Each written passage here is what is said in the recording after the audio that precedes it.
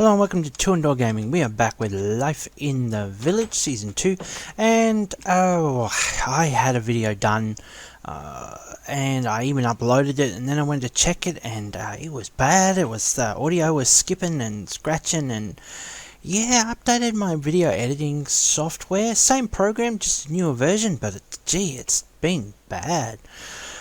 So yeah, it was non-salvageable. I went back and checked, and something happened even with the recording that was glitching out. So here I am doing it again. So if you were one of the lucky 10 people who viewed it before I deleted it off the net, well, you will have seen this stuff before. So what I did say, and this will be interesting because I'll be trying to remember, did I just say this a minute ago or did I say it last time I recorded? That's always fun. But I went a-travelling all around the countryside looking for redstone, basically. Well, no, I just decided I would travel a distance away, this far in fact. I ended up and put in a mine just so I could get a stack of redstone. I did do a little bit of travelling around just to check while I was there to see if I could find any alchemists, you know, just one sitting around somewhere. And no. But I got a whole stack of redstone. Last time I recorded, I upgraded my airship to Supreme, and I can show you that now. Book. Let's hop in. Alright, so we can see we have upgraded the frame 4, the engine to 4, and the balloon just 2. That lifts the altitude from 70 to 125, and when I was running around and jumping up on the top of the mountains and stuff, about 115 was about as high as I found, so 125 will definitely keep us happy. So I didn't bother upgrading the balloon more. Now with these upgrades, you've got to do them in order. So you can't just make a 4 and chuck it in. You've actually got to upgrade to 1, then 2, then 3, then 4. You know, put it in here and then press the green button. So I did all of that. And it's pretty nifty. Let me tell you right now, it is nifty now. So let's lift off. So it's a lot quicker going up. The fuel lasts longer, and it's pretty zippy. That's about creative speed flying, I say at the moment, which is not too bad at all. So that is going to be very useful rather than running up and down hills and mountains and dodging mobs at night. So way cool. Now one thing I did find out, I had parked the airship over here. I keep pressing shift instead of X. X is down. X. Now let's have a look at the fuel consumption. Look at that, that's pretty good. I mean, this stuff's quicker. I put in some of this, it lasted forever. So I recommend that even above this stuff. Anyway, I best hop out or I'm going to consume even more. So let's shift. Yes, so I had my airship parked here last time, and when I'd forgotten that and I ran around looking for it. The food I have is too raw to eat. Who's that? The shepherd. Right, okay, well, anyway, I'll talk about that in a moment. So yeah, I left the airship here, and on his rounds I found that Hudson hopped in. He hopped in the airship. And he was just sitting there doing nothing at all.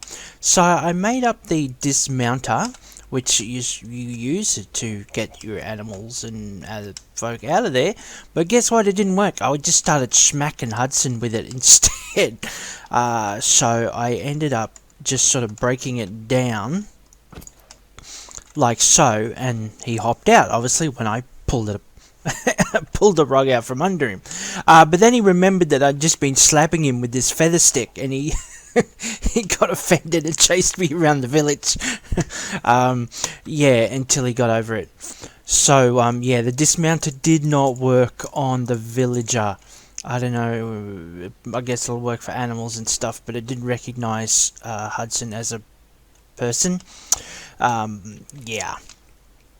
Okay, a bunch of other stuff I did, apart from upgrading the airship, is I shared a whole bunch of tips that I've been getting from subscribers, and I've been loving getting all of these tips, and I've been getting some excellent ones. Also some requests. One thing you may notice is that my GUI, my graphic user interface, is now bigger, because apparently sometimes the wording wasn't so legible. So I've just upgraded that by request, so you can see more. Another thing is my FPS. Yes, there was, I think it was Neil's Plays, suggested that I take off the VSync, because when it's on, my FPS locks at 60. You see that? 60, it was always locked at 60. Now if I take it back off again, it jumps to almost double that. So yeah, just increasing that a little bit.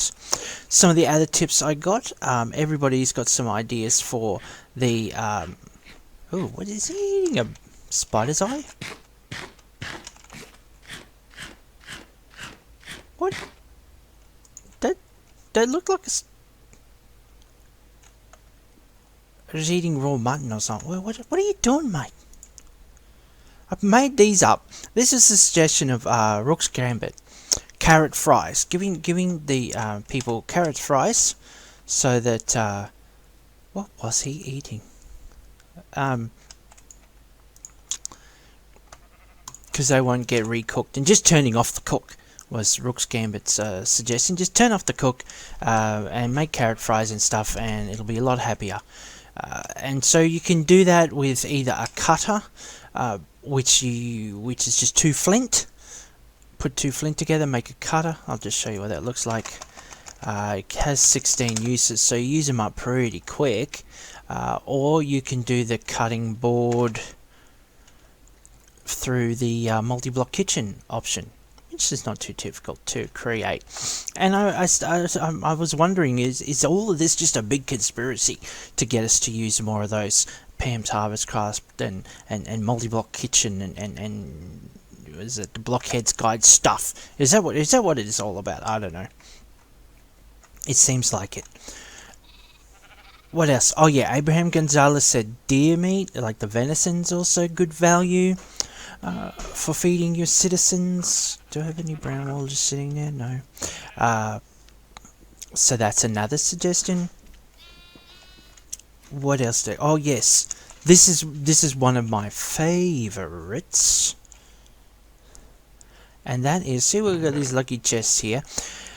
Grim Jark, I think it's Jark, J-A-H-K, said, watching one of my earlier videos, that I was saying I needed a backpack, to grab everything out of the dungeon. And he said, there's this handy trick you can use with the chest transporters. I don't have any on there. I'll just make this one. See, now I've had my trouble with chest transporters before, but this is brilliant. So you pick it up, and obviously there I am. I'm all worn down, and it's heavy. Oh my gosh, I can't do it. Oh no! But I can place that now in my backpack, and oh look, the magic backpack, which is you can fill up, can carry it, and I'm not impeded. I say, oh, what about this one then? So this chest full of stuff, and I can put it in there. So using that chest transporters with your backpack, you could fill your whole backpack with chests, and so you could pull that dungeon apart, rip the walls off if you want. You can get everything you want. Yeah, sorry about that. And so yeah, you could strip the whole dungeon using those chest transporters. Now the wooden ones, of course, only work once, but you only need it once. Bring it home, chuck her back down again. She's all sweet. Or you can build up the special ones if you want, and use them multiple times. But wow, that is such a cool. That is such a cool tip. I love that. Thank you, Grimjock, for that one. So yes, The other thing I wanted to show you, I found a couple of interesting items in my travels that I had not come across before. This iron lantern, I found this little standalone structure. It looked a bit like an abandoned wagon. And it had this lantern on it. I said, I'll have that, thank you very much. And there you go. Doesn't seem to light up or anything, but it looks nice. The other thing is, I found a couple of named, some special items with personalities and the capacity to gain XP. So it's like a living item. It says personality silent living. So yes, and it levels up. I'm not sure exactly what leveling up does for it, because I haven't seen any of the stats really change. But maybe it's, I don't know. But yeah, it gets XP. So I've got that Quintain, and I've got a diamond chestplate. And so when I get smacked one, the chestplate gets experience. Well, I don't even have to get hit, actually. I just have to wear it while I gain experience, I think is the deal. So that's it. Let's see if I can find a nice mob to demonstrate. Come on, you're normally everywhere. I guess I can attack the pig, but it's not very exciting, is it? Ooh, I see a... Oh, we got a creeper here. Ooh. Aim's off. So we take that. Now we run over here. Get some experience up. It's going to show me it's already a bit high in experience, might be the problem. Get our sword out for a bit of combat. Oh, they're all after me.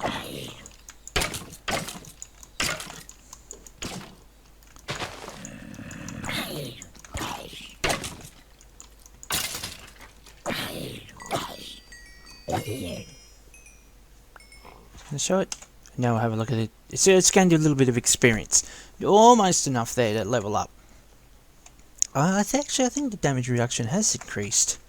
So maybe that is what it's all about. But anyway, so that was interesting. Interesting new stuff. Okay, so yeah, a bit quicker this recap because I'm not running through all the processes of actually upgrading the airship. But that'll catch you up on what I had from the last episode. And hopefully we won't be having any more of these editing issues. And I will, yeah, I'll catch you next time. Sorry, I have a habit of doing this. I finish recording and then I find out something, or I realise, oh shit, I wanted to add that. I just wanted to tell people about this. Oh, okay. So my build is asking for mossy stone. I don't have mossy stone. I do, however, have some mossy stone blocks, and I found out, oh, there's a way of turning mossy stone blocks into mossy stone, like so, and it's called anvil smashing. And I was like, what the heck is anvil smashing? See, because I typed in here, I went over here, and went, oh, okay, what was moss stone? And I looked it up, and sure enough, yep, there it is. Okay, oh, you can do anvil smashing. Okay, what's that? So here it is. You put this over this, and the anvil's going to fall down. And boom, it changes stone. There you go. I just thought I'd add that for you.